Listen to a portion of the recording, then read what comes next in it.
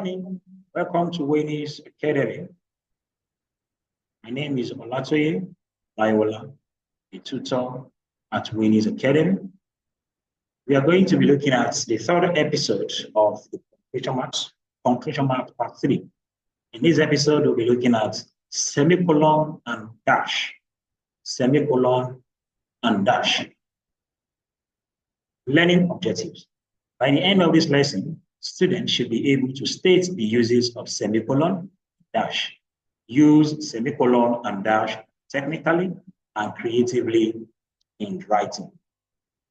Now, what are the uses of the semicolon? In brackets there, there is the symbol that represents the semicolon. Please take note. It's in the bracket there. And the first use of the semicolon is to join two closely related independent clauses without using a conjunction. Two closely related independent clauses without using a conjunction.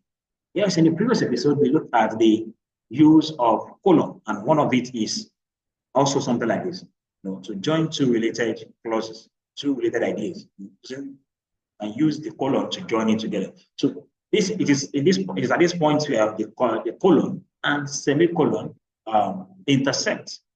So we can use semicolon or colon to separate two clauses that are interrelated in terms of idea. Now, let's take this example. She was tired. She had been working all day. So she had been working all day is like an illustration of the reason that made this person to be tired. The reason why this person was tired. So the two clauses or the two big clauses are related. She was tired. She had been working all day. So in place of the semicolon here, you can as well place a colon there. A colon. Or probably just make it a new sentence, put a full stop, and then start the second part, the second clause with capital letter. So that is it. The choice now depends on the writer and of course the kind of effect you want. Now the second use of the semicolon to separate items in a complex list. To separate items in a complex list, especially if the items themselves contain commas. Now in this situation, when you have a sentence that has complex list in the sense that you need to make use of a lot of comma. So in order to keep the use of the comma in check, to manage the preponderant use of the comma, you will need to replace some commas with semicolon. Now let's take, for example, this sentence here. On the trip, take note, this first comma here separates this phrase from the entire sentence. On the trip, we visited Lagos, Nigeria, Accra, Ghana, and Nairobi, Kenya. On the trip, we visited Lagos, Nigeria, Accra, Ghana, and Nairobi, Kenya. Now, if you look at the comma in between Lagos and Nigeria, the comma there is there to illustrate that Lagos is a state, while Nigeria is a country. And Lagos is located in Nigeria. So where we put semicolon after Nigeria, it could have been comma. There is no need for a comma after Lagos. But because we need to put this comma to separate Lagos as a state from Nigeria, which is a country, the comma that is supposed to come after Nigeria needs to be changed to a semicolon. That is why it is like that. On the trip, we visited Lagos, Nigeria, Accra, and Nairobi, Kenya. The same thing for Accra, the state, the country, Ghana. So we must use a comma to separate the state, country. Country, of course, we take a semicolon, and then Nairobi, we have a comma, which is a state in Kenya. Of course, that is the end of the sentence, so we need to put a full stop. Now, what is the creative use of the semicolon? Semicolons can slow down the pace of a sentence and give it a more reflective, thoughtful tone. They also show balance or contrast between ideas in a subtle, elegant way.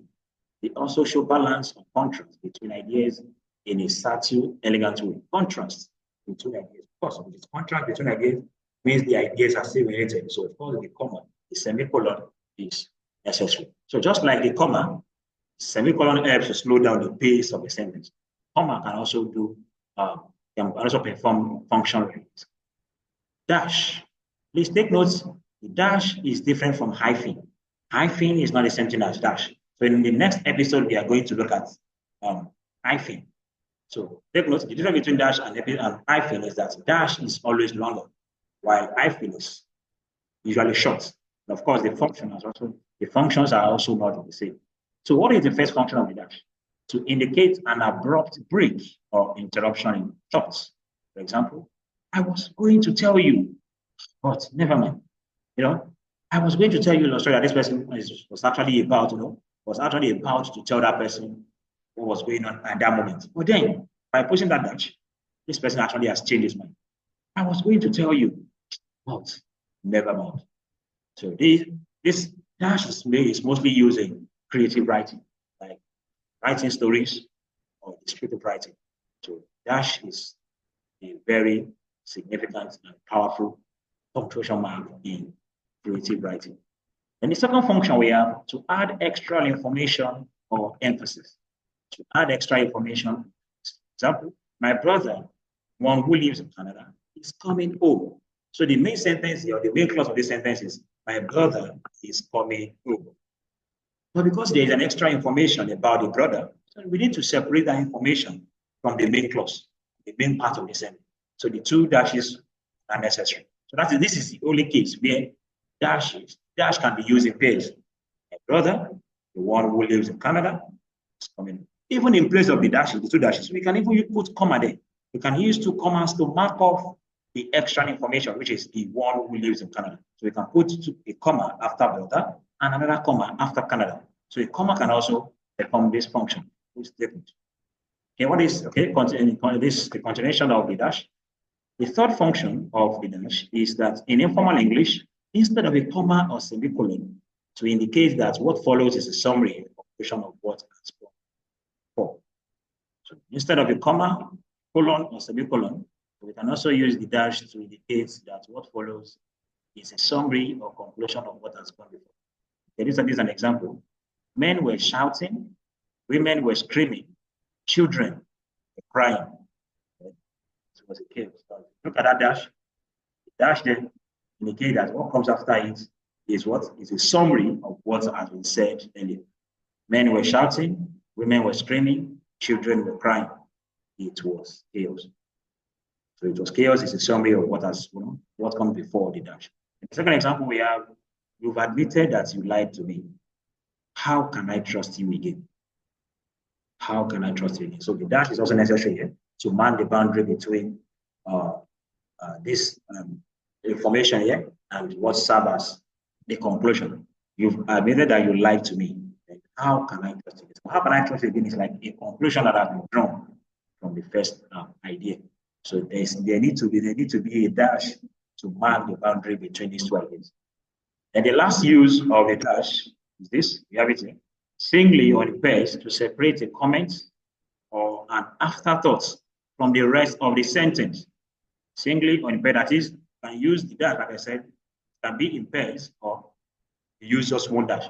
So in this case, you can decide to make it a single dash or a double dash. So singly or in pairs to separate a comment or an afterthought from the rest of the sentence. This is the example. He knew nothing at all about it.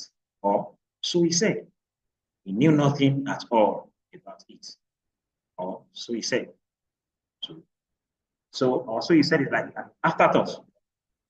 This person is trying to tell you that, okay, this I may not really be sure. Of course, that is what he said.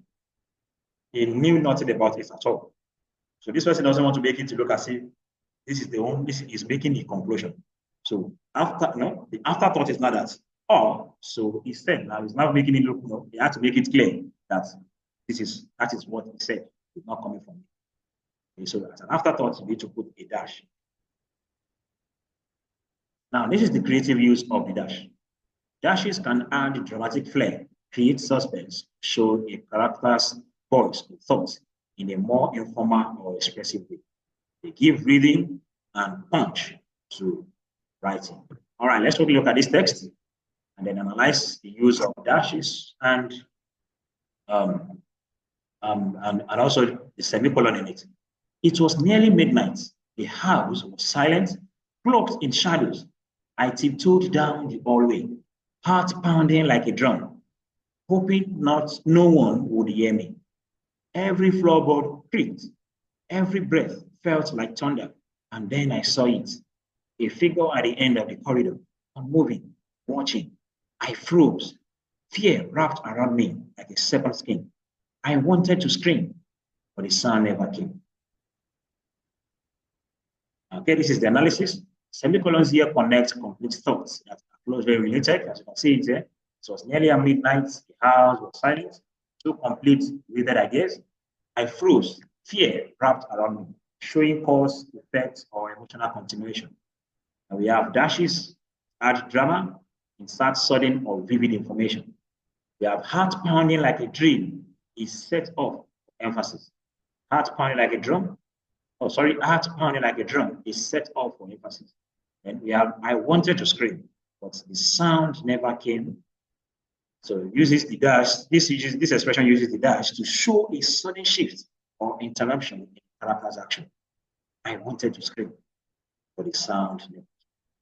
The dash is used to show a sudden shift, interruption in the character's action. So I'm sure by the end of this, by now, you already understand the technical use of, or the technical uses of dashes, either singly or in pairs, and also the use of semicolon. See you in the next class. Thank you. Bye-bye.